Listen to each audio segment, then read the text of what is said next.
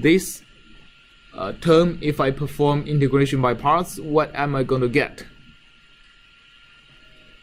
U hat times W. Yeah, Evaluated at 0 and t, right? And minus delta U integration of delta u du hat dt. Okay, great. So now we have pulled the delta u out of this differential equation, and we should be able to collect terms and cancel the terms.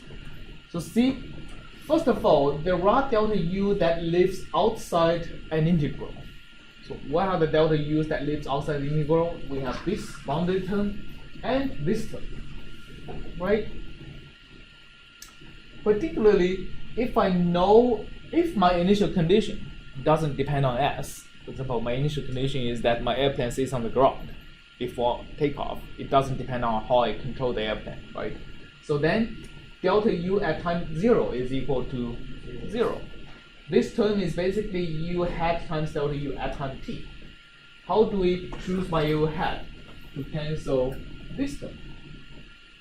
minus DJFT.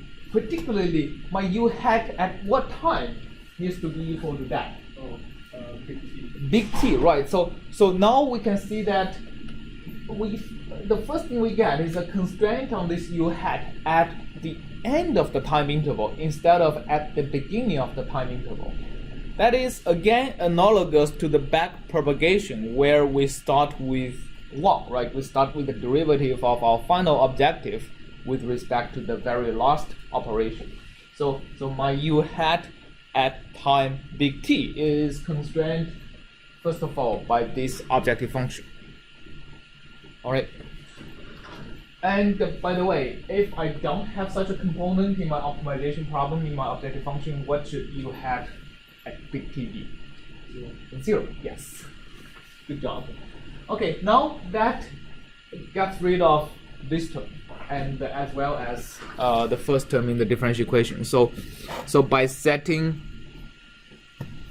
u hat t equal to minus djf du, this gets cancelled.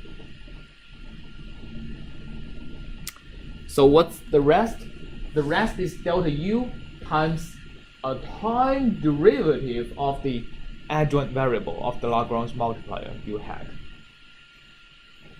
Also, we have u hat itself times df du, right? We also have a source term that comes from the objective function. So all of these 3 terms decides the adjoint equation. So if I write it down, it'll be du hat dt would be plus df du. If it's a vector, I would get a transpose times u hat, and would be equal to the right hand side dj say du. So this is going to be the adjoint equation to be solved. And the strange property here is that instead of solving the adjoint equation like the forward equation forward in time, I need to solve it actually backwards in time. I start from a known solution at time big T. I need to solve the equation backwards in time, satisfying this particular differential equation. But once I solve this equation, I have u hat at each time throughout the trajectory. And by canceling this term, basically every term that involves delta u, this is the only term I get, right? So u hat times df ds times delta s.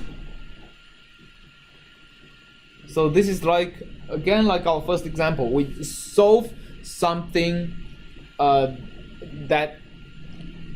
we solve something once, and then we use that adjoint variable to compute the perturbation in the objective function for arbitrary perturbation in the design parameters. All right.